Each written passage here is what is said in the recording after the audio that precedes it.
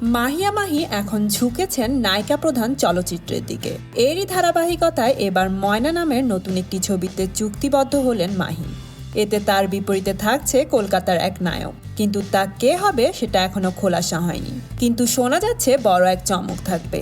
এদিকে এই নায়িকা প্রধান চলচ্চিত্রের দিকে ঝুঁকে যাওয়ার কারণ জানতে চাওয়া হলে তিনি বলেন, নায়িকা প্রধান চলচ্চিত্রে অভিনয় করার আনন্দটাই অন্যরকম, তবে একটা চাপও অনুভব করি।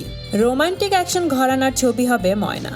ময়না নামের এই ছবিটি নির্মাণ করবেন অনন্য মামুন, প্রযোজনা করবে ভার্সেটাইল মিডিয়া। নির্মাতা জানান ছবিটির চিত্রনাট্যের কাজ শেষ। 29 জানুয়ারি ছবিটির সঙ্গে আনুষ্ঠানিকভাবে যুক্ত হয়েছেন মাহি।